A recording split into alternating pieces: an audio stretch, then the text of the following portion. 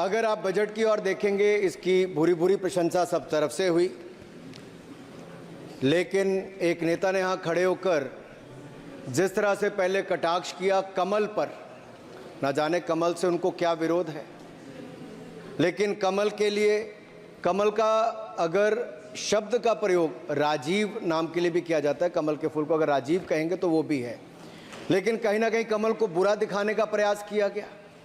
अरे भाई, ये बात सही है कि हमारा चुनाव चिन्ह कमल का फूल है और जनता ने तीसरी बार लगातार हमें सत्ता में बिठाने का काम किया है, लेकिन केवल एक कमल का फूल नहीं, इन्होंने अपमानित कुछ और करने का काम भी किया और मैं उसका थोड़ा उल्लेख यहाँ पर जरूर करना चाहता हूँ। ये कमल, इससे जुड़ा हुआ नाम राजीव भी है और राजीव आप जानते हैं किसका नाम है, आप सब जानते ही हैं, तो क्या उनको भी बुरा समझते? क्योंकि इन्होंने कहा, इन्होंने राजीव को हिंसा के साथ जोड़ने की बात कही, कमल को हिंसा के साथ जोड़ने की बात कही, लेकिन मैं कहना चाहता हूं मां लक्ष्मी का आसन भी कमल है, हमारा राष्ट्र पुष्प भी कमल है, और जिस पद्मासन मुद्रा में सिंधु सभ्यता में भगवान शिव की पशुपति नाथ के रूप में मूर्ति मिली थी, लोकमान्य तिलक पद्मासन मुद्रा में ही समाधिलीन हुए थे। आप कहते हैं कमल के चारों तरफ हिंसा है, आप कमल का अपमान नहीं कर रहे, आप बल्कि महायोगी भगवान शिव, भगवान बुद्ध और लोकमान्य तिलक जैसे महापुरुषों का अपमान कर रहे हैं। इसलिए अगली बार कमल के बारे में बोलने से पहले थोड़ा सोच कर बोलिए कि आप किस किस का अपमान कर रहे हैं, और केवल रील के नेता मत बनिए। मीम्स आपकी खूब बनती है, रियल नेता बनने के लिए सच बोलना पड़ता है। और सर, कुछ लोग एक्सीडेंटल हिंदू हैं और महाभारत का ज्ञान भी एक्सीडेंटल है।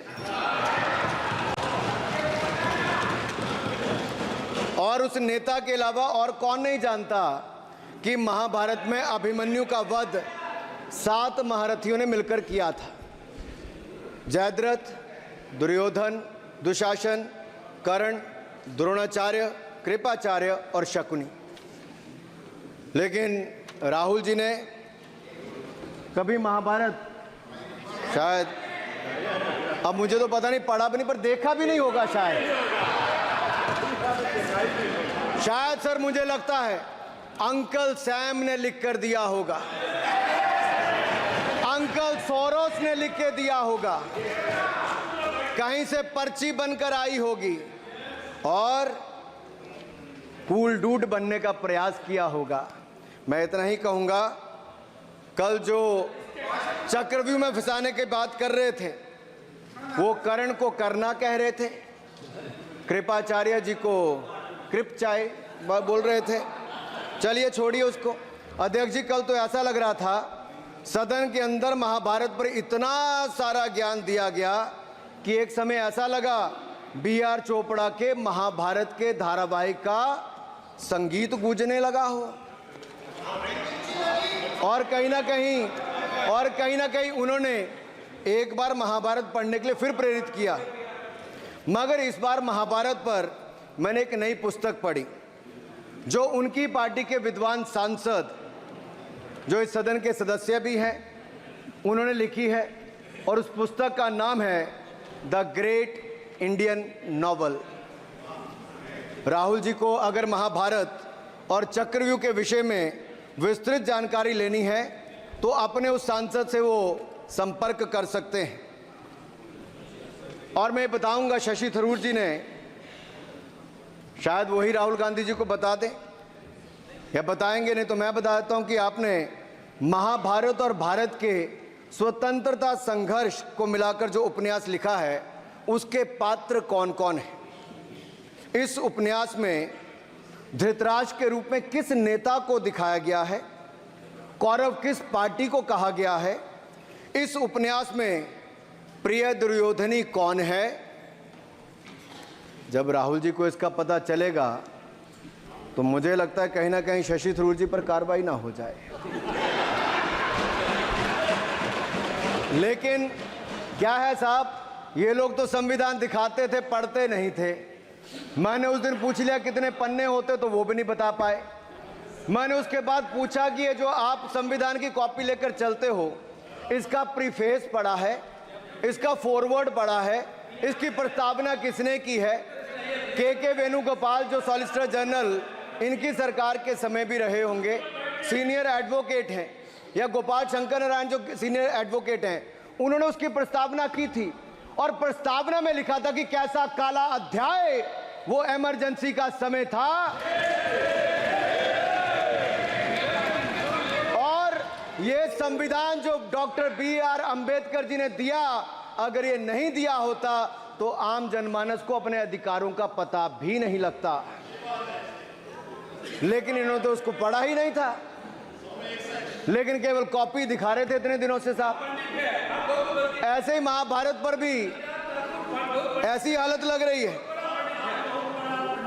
और मुझे लगता है, और नहीं तो गूगल दादा तो थे, इनसे पूछ लेते आप क्या करते हो साहब, साथ में कुछ बताया करो। सर, इस उपन्यास के, माननीय सभापति जी, इस उपन्यास के मुताबिक जिस पार्टी के सर्वे सर्वा आप हैं, उस उपन्यास के वही कौरव पार्टी है। मैं अपनी तसल्ली के लिए कुछ पंक्तियों को यहां उद्धृत कर देता हूं। मैं कोट कर रहा हूं सर, पेज नंबर 245 से। The India of which Dhritarashtra assumed the leadership on 15th August 1947 had just been through a cathartic process of regeneration, another stage in this endless cycle. अब 15 अगस्त 1947 को प्रधानमंत्री के रूप में मोदी जी तो नहीं थे, और ये कह रहे हैं कि जिन्होंने 15 अगस्त 1947 को उस समय वो सत्ता ली थी, वो धृतराष्ट्र थे। तो धृतराष्ट्र किसको कहा गया? धृतराष्ट्र को किसको कहा गया? अब आपने मुझे बांध रखा है। कल स्पीकर ने कहा है, स्पीकर महोदय ने कहा कि उस समय के लोगों का नाम नहीं लेना। तो प्रथम प्रधानमंत्री जी को धृतराष्ट्र मैंने नहीं कहा, इनके अपने ही सांसद ने अपने ग्रेट इंडियन नॉवल में कहा है। शशि थरूर जी कहाँ हैं? कहीं छिप तो नहीं गए? आज शो कॉज हो सकता है। फिर देखिए प्रिय दुर्योधनी और धृतराष्ट्र के विषय में क्या लिखा है। I quote from page 293। In Delhi, blind Dhritarashtra ruled with Priya Duryodhani by his side, and he pledged the nation not so much to the gas and hot water of his Fabian preceptors, but to smoke and steam of the modern industrial revolution their ancestors had denied this country. Sir, ये सबको पता है कि इस देश के एकमात्र Fabian Samajwadi कौन थे, और ये फैबियन समाजवादी कौन थे उसके बारे में किसी और ने नहीं, आपके ही सांसद ने लिखा है। अरे वाह, इसमें तो आगे इमरजेंसी की चर्चा भी है, और जिसे इंदिरा गांधी जी ने थोपा था। और इमरजेंसी के लिए उपयोग किया है। सौगत दादा, you are not Shashi Tharoor, please. ये देश इनकी यातनाओं का सर भुगत भोगी रहा इमरजेंसी के समय, और वो काला खंड, वो काला अध्याय वो देश कभी भूल नहीं पाएगा, जिसने देश के लोगों को कठिन शब्द इमरजेंसी के बारे में भी बताया। सर, तो हम चर्चा कर रहे थे द ग्रेट इंडियन नॉवल के अध्याय 7th बुक की, जिसमें प्रिय दुर्योधनी और उनके प्रिय पात्र शकुनी शंकर डे देश में आपातकाल लगाने की योजना बना रहे थे।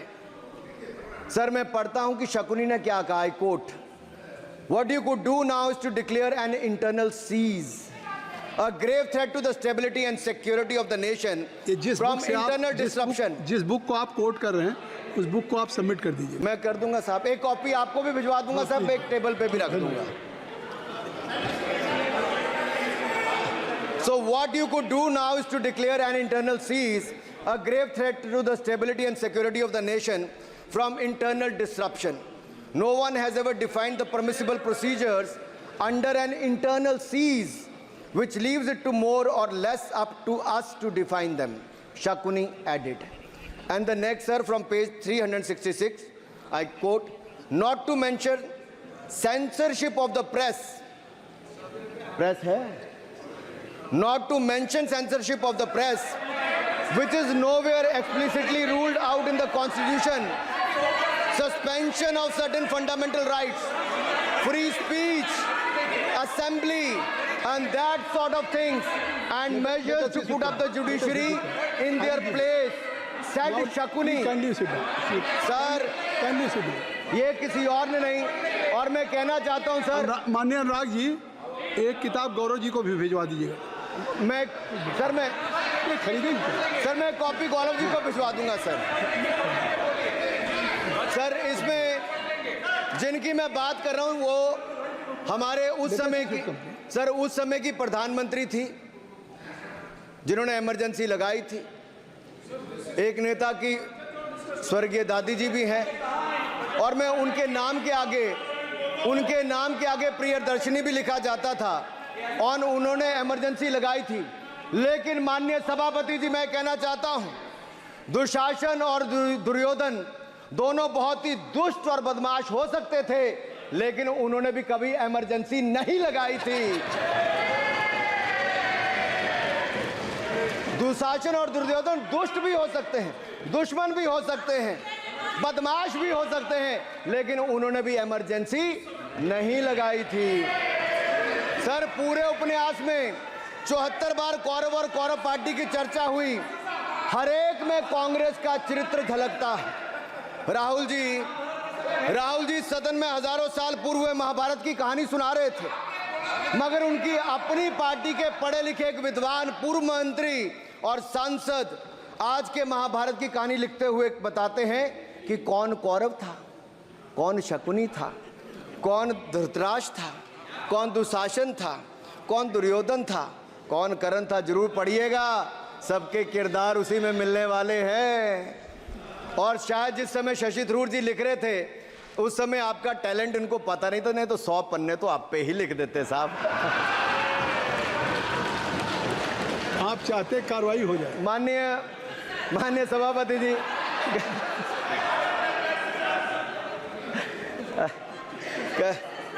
कल जब राहुल गांधी जी चक्रव्यूह पर बहुत ज्ञान दे रहे थे, तो पीछे दो लोग, कुमारी शैलजा जी और दीपेंद्र जी, बैठकर मुस्कुरा रहे थे। अब शायद राहुल जी वो पीछे हंस तो रहे थे, लेकिन आप एक बात जरूर कर लीजिए,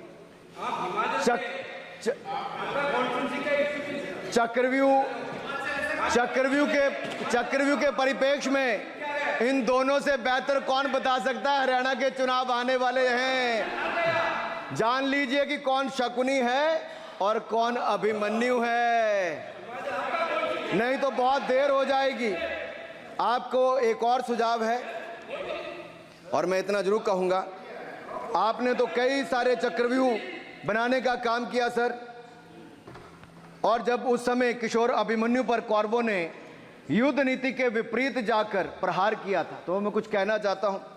इतने में पुत्र दुशासन ने पीछे सा था वार किया, निष्प्राण हुए एक गदा से सिर पर था प्रहार किया। मां धरती की गोद में वह आंख मूंद कर सो गया, अंबर का तेजस्वी तारा धूमकेतु सा खो गया। लेकिन कोई तारे का तेज फीका नहीं कर सकता, वीर गति पाकर अमर हुआ हो कभी नहीं मर सकता है। पुत्र सुभद्रा कुरुक्षेत्र में जिसकी अमर कहानी थी, 9 माह में सीखी विद्या जब 16 साल जवानी थी। अब उस अभिमन्यु को जिसने सारे चक्रव्यूह को तोड़ने का काम किया, मैं इतना ही कहूंगा, चक्रव्यूह का प्रसंग छेड़कर आपने अच्छा किया। इस देश ने बहुत सारे चक्रव्यूह देखे, कांग्रेस का चक्रव्यूह सर, इसके 7 किरदार मैं बताता हूं सर। पहला कांग्रेस, दूसरा पंडित नेहरू, सर नाम लेने के लिए मना किया, मैं दूसरी तरह से बोलता हूं। पहला कांग्रेस, दूसरे पहले प्रधानमंत्री एनजी, फिर तीसरा किरदार आईजी पूर्व प्रधानमंत्री, चौथा RG1 उस समय के प्रधानमंत्री, 5वां SG, 6वां RG2 और 7वां आप सब जानते ही हैं। आप समझदार हैं, समझ गए होंगे सर। पहले चक्रव्यूह ने देश को विभाजन कराया, पहले चक्रव्यूह ने देश का विभाजन करवाया, और दूसरे जो एनजी, उन्होंने देश को कश्मीर की समस्या दी और चीनियों को भारत की भूमि सौगात में दी, चीनियों को भारत भूमि सौगात में दी। सर तीसरे चक्रव्यूह आईजी ने, पूर्व प्रधानमंत्री आईजी ने देश को आपातकाल दिया, इमरजेंसी दी और पंजाब में अशांति दी। चौथे जो आरजी-1 है, आरजी-1 ने बोफोर्स दिया और सिखों का निस्सहार किया। पांचवे जो ऐसी हैं, उन्होंने सनातन धर्म परंपरा के प्रति नफरत का नैरेटिव बनाया, 12 लाख के करोड़ के घोटालों को संरक्षण प्रदान किया, देश की आर्थिक अर्थव्यवस्था को भंवर जाल में फंसाया। और छठे ठहरे आप, जिन्होंने पिछले 15 सालों में देश की राजनीति, संसदीय परंपरा और संस्कृति को इतना नुकसान पहुंचाया जितने कि ये बाकी 6 मिलकर चक्रव्यूह एक साथ मिलकर भी नहीं कर पाए। और रही 7वीं, उनका मैं नाम नहीं लूंगा, मैं इतना ही कहूंगा सभापति जी, 7 चक्रव्यूह ने मिलकर देश को गरीबी, भूखमरी, आतंकवाद, कट्टरवाद जैसे अनगिनत दुष्चक्रों में फंसा दिया था। देश को हमने इन आपके दुष्चक्रों से बचाया है, आजाद कराया और माननीय प्रधानमंत्री मोदी जी के नेतृत्व में विकास रथ को आगे बढ़ाया।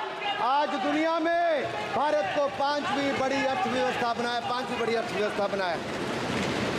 आप जिस अभिमन्यु को घेरने की कोशिश पिछले 22 सालों से कर रहे हैं, गुजरात से लेकर दिल्ली तक, आपके योद्धा और आपकी सरकारें निपट गई, लेकिन आप उनको घेर पाए क्योंकि वो जनता के दिलों में बसे हैं।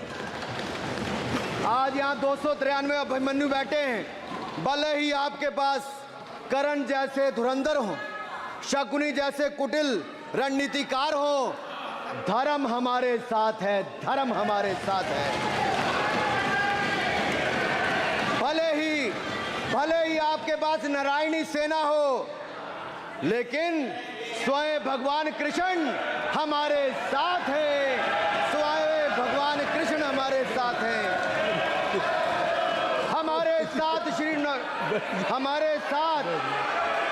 हमारे साथ श्री रघुनाथ तो किस बात की चिंता शरण में दिखाया। माननीय सभापति जी, हमारे साथ श्री रघुनाथ तो किस बात की चिंता शरण में रख दिया जब मात, तो किस बात की चिंता। हमारे साथ तो जनता रूपी रघुनाथ है और आगे भी रहने वाला है। आप देखिए, ये कल से हलवा बांटने की बात कर रहे थे। अध्यक्ष महोदय, झूठ के पैर नहीं होते, ये झूठ अक्सर कांग्रेसियों के कंधे पर सवार होकर सैर करते हैं, जैसे मदारी के कंधे। सर इसको देख लीजिए। माननीय सभापति जी, झूठ सब के बजाय आप असत्य कहें। झूठ असंसदीय है, उसको हम कार्रवाई का हिस्सा नहीं है। असत्य कहें। माननीय सभापति जी, I have already given ruling, mister Venugopal ji, I have given ruling please. माननीय सभापति, असत्य के पैर नहीं होते, असत्य के पैर नहीं होते, और ये असत्य अक्सर कांग्रेसियों के कंधे पर सवार होकर सैर करता है। जैसे मदारी के कंधे पर बंदर होता है, वैसे ही राहुल जी के कंधे पर झूठ का बंडल होता है। जैसे मदारी के कंधे पर बंदर होता है, वैसे ही राहुल जी के कंधे पर झूठ का बंडल होता है, जिसे वो रोज यहाँ परोसते हैं। ये बजट पर, सदन पर। माननीय सभापति जी, जिस व्यक्ति को बजट निर्माण की प्रक्रिया का पता ना हो, संसदीय कार्य में रुचि ना हो, मात्र अध्यादेश को फाड़ने का काम किया हो, उससे क्या अपेक्षा की जा सकती है। मैं पूछना चाहता हूँ, हलवा किसको मिला? मैं पूछता हूँ, हलवा किसको मिला? राहुल जी बताइए, हलवे की बात की थी, जीव घोटाले का हलवा किसने खाया? बोफोर्स घोटाले का हलवा किसने खाया? अंतरिक्ष देवास घोटाले का हलवा किसने खाया? नेशनल हेराल्ड के घोटाले का हलवा किसने खाया? सबमरीन घोटाले का हलवा किसने खाया? अगस्ता वेस्टलैंड घोटाले का हलवा किसने खाया? 2G स्कैम हलवा किसने खाया? कॉमनवेल्थ स्कीम का हलवा किसने खाया? कोयला घोटाले का हलवा किसने खाया? वाल्मीकि योजना घोटाले का हलवा किसने खाया? चारा घोटाले का हलवा किसने खाया? यूरिया स्कैम का हलवा किसने खाया? राहुल जी, हलवा मीठा था या फीका?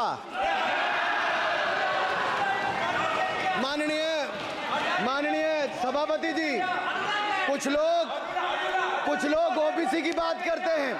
मैं ये कहता हूं, इनके लिए ओबीसी है। गौरव सुनिए, गौरव बड़ा इंपॉर्टेंट है।